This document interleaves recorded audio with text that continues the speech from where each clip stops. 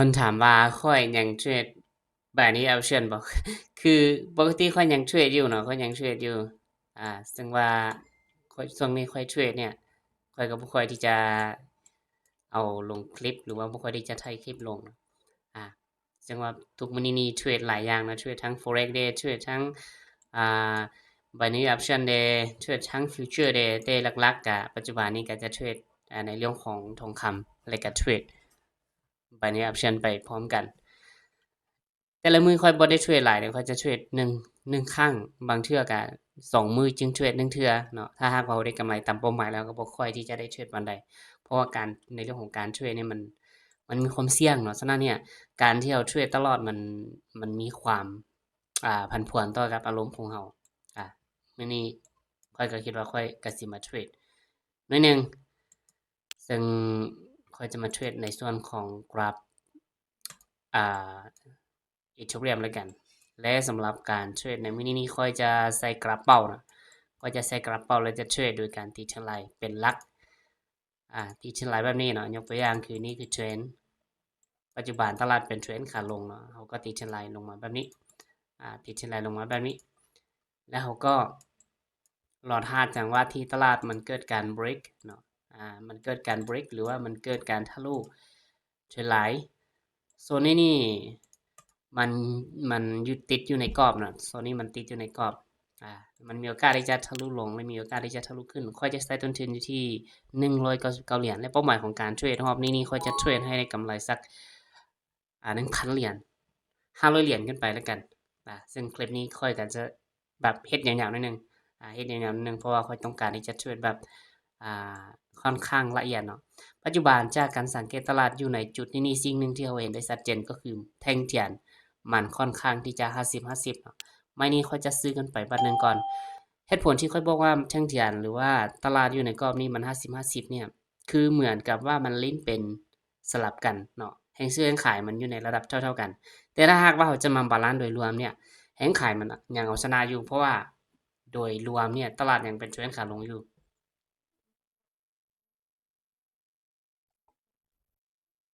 เพราะฉะนั้นนี่ค่อยเป็นอะไรที่ค่อยลองเทรสตลาดเบิ่งว่าตลาดเนี่ยมันยังลิ้นสลับกันอยู่บ่หรือว่ามันจะลงต่อได้อ่าไม่นี่มันสามารถที่จะปิดแดงได้เนาะรู้สึกว่ารู้สึกว่าEthereumนี่บ่ค่อยที่จะโอเคปานใดเดี๋ยวไปเบิ่งเหรียญใหม่ Solana BNB Sui เขาคิดว่าเขาจะมาเทรดในส่วนของ Solana แล้วกันในส่วนของ BNB แล้วกันสำหรับ BNB นี่โซนนี้ถือว่าเป็นการวิบอสลงมาเป็นการบอสลงมาและซัพพลายที่ก่อให้เกิดการบอสก็คือซัพพลายกรอบนี้โซนนี้ถือว่าเป็นการบอสลงมา break of structure ลงมาและอยู่ในกรอบนี้ดูเหมือนว่ามันพยายามที่จะขึ้นไปนะมันเกิดการ break ไม่นี่ค่อยตัดสินใจที่จะซื้อขึ้นไปบัดนึงมันเกิดการ break อยู่ในกรอบของสามเหลี่ยมกรอบนี้เนาะมันเกิดการ break อยู่ในกรอบของสามเหลี่ยมกรอบนี้ความหมายก็คือในเมื่อที่มันลงมาเป็นรูปภาพของสามเหลี่ยมแบบนี้แล้วถ้าหากว่ามันสามารถที่จะทะลุสามเหลี่ยมกรอบนี้ขึ้นไปมันอาจจะย่อตัวลงมาหน่อยนึงแล้วก็จะขึ้นไปแบบนี้เนาะนี่คือการวิเคราะห์ในรูปภาพของ chart pattern เพราะว่าเขาจะเทรดตลาดใดก็ตามเขาจะเทรดตลาดทองคำเทรดตลาดที่เป็นเทรดตลาดที่มันทำเฟรมใหญ่ๆchart pattern นี่ก็จะใช้ได้คือกันและการเทรดตลาดระยะสั้น chart pattern นี่มันก็ใช้ได้เช่นกัน chart pattern มันก็ใช้ได้เช่นกันเปลี่ยนสีเป็นสีฟ้าแล้วจุดที่กราฟต้องการจะไปเนี่ยอาจจะเป็นระหว่างกรอบของ supply และกรอบของ average กรอบนี้เนาะไม่นี่บ่ค่อยชัดเจนแต่ค่อยจะซื้อกันไปบัดนึงก่อน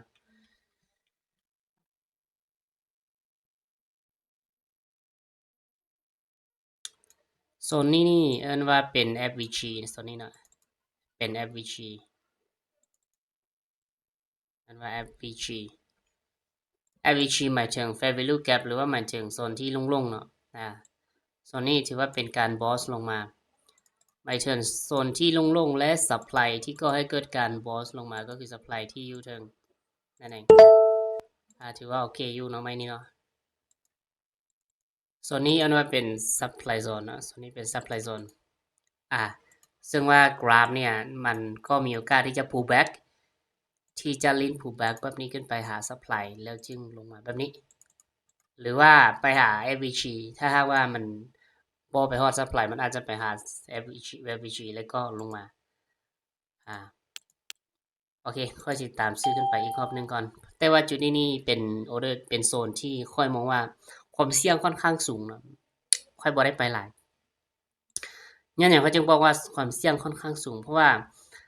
อยู่ในกรอบเนี่ยกราฟมันยังลิ้นเหมือนว่ายังมันพยายามที่จะอยู่ในกรอบนี้เนาะมันจะบ่เบรกขึ้นไปมันจะบ่ได้ช็อตขึ้นไปจากก่อนหน้านั้นนี่มันบอสเนาะมันบอสลงมาถ้าหากว่ามันสามารถที่จะทะลุกรอบนี้ขึ้นไปได้เนาะถือว่าเป็นการเชิงอัพคาแรคเตอร์แต่ถ้ามันทะลุไปบ่ได้แสดงว่ามันอาจจะลิ้นอยู่ในกรอบนี้แหละดูเหมือนว่ามันพยายามที่จะกลับตัวไปหาโซนที่อยู่ทางสิตามไปเองเนาะไม่นี้ก็จะไปอยู่ที่59เหรียญแล้วกันก็จะเบิ่ง price action ของทั้งแกนถ้ามันสามารถที่จะบอสได้มันสามารถที่จะ change up character ได้กับมีโอกาสที่จะขึ้นไปต่อได้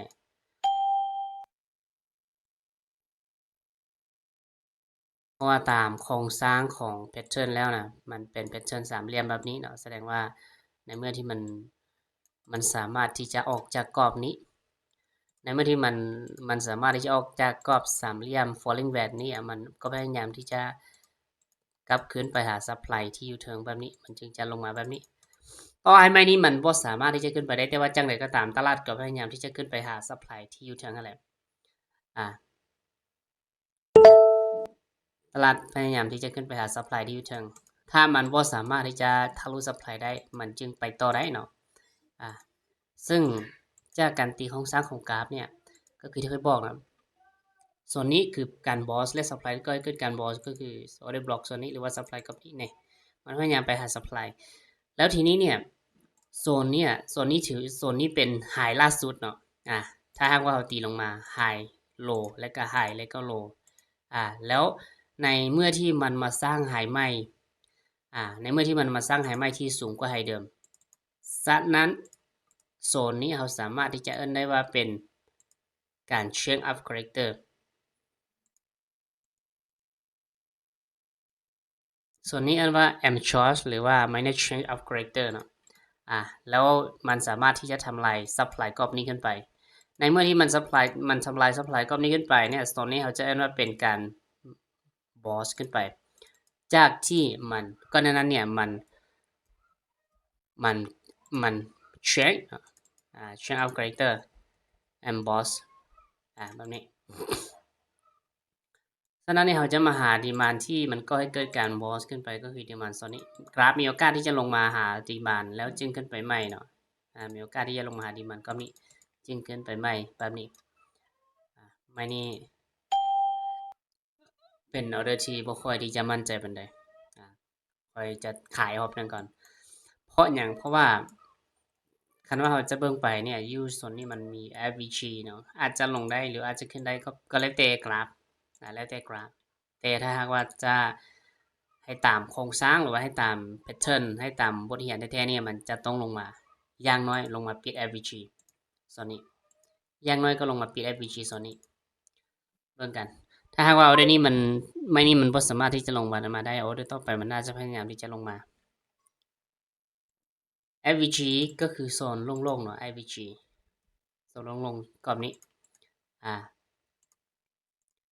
แล้วโซนยุโรปเนี่ยมันเขาเรียกว่าเป็นdemand zone บางเชื่อมันน่าจะกลับมากับตัวในโซน FVG บางเชื่อมันน่าจะมากับตัวในโซน demand zone ตัดสินใจขายอีกรอบนึงเนาะเพราะว่ามันก็มีโอกาสที่จะขึ้นไปต่อได้มีโอกาสที่จะลงมาหาโซน FVG ได้แบบนี้นะแบบนี้ค่อยๆลงมาแบบนี้ลงมาหา FVG แล้วมันจึงไปแบบนี้นี่คือ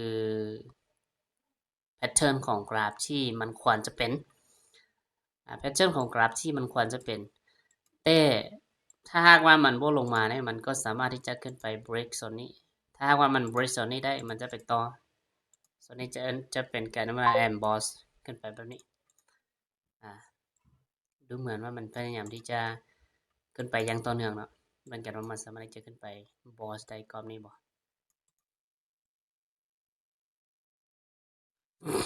แล้ว supply ที่อยู่เทิงที่มันมีโอกาสที่จะกลับตัวลงมาก็คือโซนนี้คือ supply น่าจะไปเคลียร์ liquidity ซื่อๆเนาะตัดสินใจขายอีกรอบหนึ่ง3 ไม้แล้ว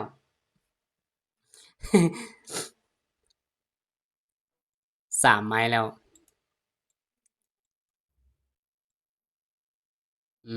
my god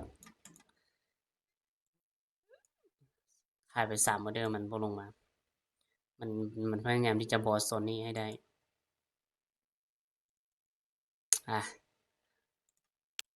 มานี้ค่อยจะ all in ไปเลยได้ก็อย่าเสียก็อย่าแต่ค่อยเชื่อว่าจังไดก็ตามเนี่ยมันลงได้แน่นอนมานี้ค่อยจะขายตั้งแต่25วิเลยเพราะว่าอยู่เทิงมันมี supply นะมันมี supply ที่รองรับอยู่มันมี supply ที่รองรับอยู่และอีกอย่างเนี่ยอยู่แถวๆนี่อยู่แถวๆนี่เขาเห็นถึง divergence เขาเห็นถึง divergence หรือว่าเขาเห็นถึงว่า volume ในการดันราคาขึ้นไปมันบ่ค่อยหลายปานใดvolume ในการดันราคาขึ้นไปมันบ่ค่อยหลายปานใด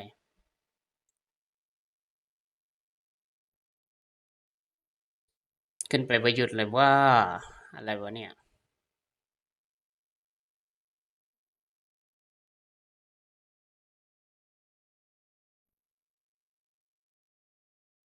ค่อยๆขึ้นไปถ้ามันขึ้นไปไวนี่มันจะลงไวติดลบไปอยู่ที่199เหรียญค่อยพลาดจักไหม1 2 3 4มีหลายๆคนคิดว่าค่อยเทรดนี่ค่อยบ่พลาดเลยแต่คือจริงๆค่อยก็พลาดอยู่เด้อการเทรดค่อยก็พลาดอยู่เพียงแต่ว่าบางมื้อเนี่ยเราเทรดได้กำไรดีแต่บางมื้อเราก็ขาดทุนเช่นกันนี่มันลงมาแล้วแล้วสำหรับมื้อนี้ค่อยก็จะ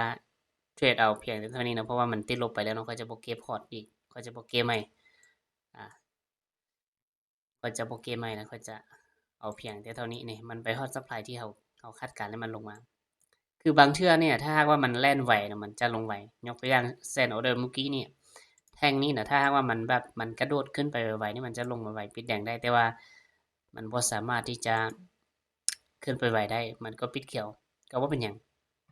มื้อหน้าเอาใหม่